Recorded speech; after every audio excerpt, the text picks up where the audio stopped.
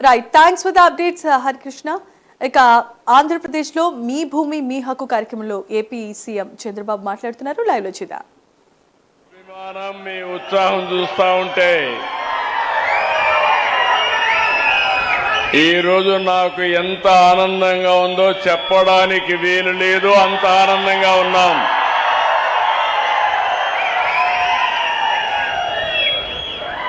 అప్పటి నుంచి చూస్తున్నా, ఒక పక్క మా ఆడబిడ్డలు, ఇంకొక పక్క మా రైతులు, ఎటు చూసినా మీలో చూస్తామంటే ఎంత ఉత్సాహం ఉందంటే, మళ్ళీ రేపు ఎప్పుడు ఎన్నికలు జరిగినా ఎన్డీఏ కూటమిదే విజయం. నేను ఈరోజు ఇక్కడ ఎన్నికల కోసం రాలేదు, మీ సమస్యలు పరిష్కారం చేయడానికి వచ్చాను. ఒక బాధ్యత కలిగిన సేవకుడుగా ఈరోజు మీ దగ్గరకు వచ్చి ఎక్కడ కూడా నేను ఒక మాట చెప్పాను. నీతివంతమైన పాలన ఇస్తాం, సుపరిపాలన ఇస్తాం, మళ్లీ రాష్ట్రాన్ని పునర్నిర్మాణం చేస్తామని నేను, మా మిత్రుడు పవన్ కళ్యాణ్ గారు ఆ రోజు మీకు హామీ ఇచ్చాం. కేంద్రంలో ఉన్నటువంటి నరేంద్ర మోడీ గారి ఆధ్వర్యంలో ఈరోజు డబల్ ఇంజన్ సర్కార్ సూపర్ స్పీడ్ లో ముందుకు పోతున్నావునా కాదా మీరే ఆలోచించుకోవాలి. వేదిక పైన మంత్రులు నాదెళ్ల మనోహర్ గారు, అనగాని సత్యప్రసాద్ గారు, పార్సారథి గారు, ఎమ్మెల్యే ఆలోచనలో చాలా యువకుడు, హుషారులో కూడా చాలా యువకుడు,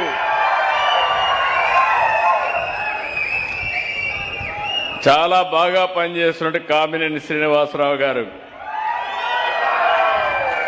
కడాన మీ భూ సమస్యలు పరిష్కారం చేయడానికి చీఫ్ సెక్రటరీ అయినా ఆయనకు ఒక మాట చెప్పాను.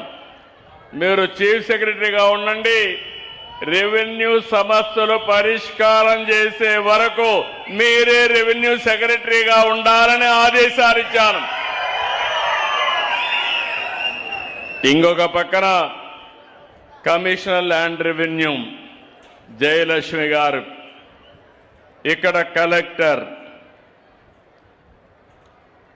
సెల్వి గారు, ఇంకో పక్కన నేను ఇప్పుడే చూశాను నాగేశ్వరరావు గారు ఒక పక్కన, దుర్గా భవానీ గారు ఇంకో పక్కన లబ్ధిదారులు. ఇప్పుడే నేను మీ ఎంఆర్ఓ ఆఫీస్కి వెళ్ళాను. ఎంఆర్ఓ ఆఫీసులో ఎంత ఆనందం అంటే, నాకు 1947లో రెండో ప్రపంచ యుద్ధంలో జరిగినటువంటి సైనికుల కోసం పట్టాలు ఇచ్చారు. స్వాతంత్రం రాకమునుపు యుద్ధం, ఆ యుద్ధంలో పార్టిసిపేట్ చేశారని పట్టాలు ఇస్తే ఇప్పటి వరకు పరిష్కారం కాని సమస్యని ఈరోజు పరిష్కారం చేసి పట్టాలు ఇచ్చాం. దీనికంటే రాజకీయ జీవితంలో ఆనందం ఏముంటుందని అడుగుతున్నా మిమ్మల్ని. ఎందుకంటే ఈరోజు నేను ఒకటే ఆలోచించాను, నేను చాలా సమస్యలపైన పోరాడుతున్నాను. అన్నింటికంటే ముఖ్యమైన సమస్య పట్టాదారు పాసు పుస్తకం. మీ భూమి మీ హక్కు, వేరే వాళ్ళ పెత్తనం మీ భూమిపైన ఉండడానికి వీలు లేదు. మీ పట్టాదారు పాసు పుస్తకం పైన వేరే వాళ్ళ ఫోటో వేసుకోవడానికి అంతకన్నా వీలు లేదు. మామూలుగా వారసత్వ సమస్యలు కొన్ని వచ్చాయి.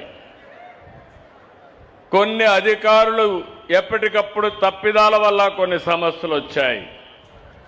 1924లో విధ్వంసం వల్ల మరిన్ని సమస్యలు వచ్చి జటిలమైపోయింది. ఎవరైనా సరే ఇష్టం లేకపోతే, వాళ్ళ భూమిని ఇమ్మంటే ఇవ్వకపోతే 22A కింద పెట్టేశారు. అంటే ఒకే సింపుల్, మీ భూమి మీరు అనుభవిస్తున్నారు, వాళ్ళు అడిగినప్పుడు ఇవ్వకపోతే మీ జుట్టును వాళ్ళ చేతుల్లో పెట్టుకోవాలని రికార్డులో డిజిటల్గా 22A వేశారు. అక్కడి నుంచి ప్రభుత్వ భూమి అయిపోయింది. సమస్యలు చాలా వచ్చాయి. నాకు కూడా అర్థం కాలేదు. ముఖ్యమంత్రి అయితే నేను ఎక్కడికి పోయినా కట్టలుగా అర్జీలన్నీ భూ సమస్యలపైనే వచ్చాయి. ఆ రోజు నేను ఒక సంకల్పం చేశాను, ఎట్టి పరిస్థితుల్లో ఈ సమస్య పరిష్కారం చేసే వరకు వదిలిపెట్టనని ఒక సంకల్పం చేశాను. నేను ప్రతిరోజు మా వాళ్ళని పట్టుకుంటా ఉంటాను. సత్యప్రసాద్ రెవెన్యూ మంత్రి క్యాబినెట్లో కనపడినా ఎక్కడ కనపడినా అడగతానే ఉంటాను. పక్కనే సాయి ప్రసాద్ చీఫ్ సెక్రటరీ అయినా వేరే సమస్య చెప్తే ఈ సమస్య కూడా మీదే అని చెప్తాను. జయలక్ష్మి గారు ముగ్గురు కలెక్టర్ గారు ఉన్నారు. నేను అడుగుతున్నా, ఈ రైతాంగంలో ఆనందం చూసిన తర్వాత ఇప్పుడైనా మీ కిక్కు మీకు అర్థమైందా అని మిమ్మల్ని అడుగుతున్నా. సమస్యలు పరిష్కారం చేసి ప్రజలు జేజేలు కొడతారు. సమస్యలు పరిష్కారం చేయకపోతే 151 ఏమైందో మనమే చూశాం. కానీ ఈరోజు మిమ్మల్ని అందరినీ చూసిన తర్వాత ఒక తృప్తినిచ్చింది, నాకు ఒక ఆనందాన్ని ఇచ్చింది.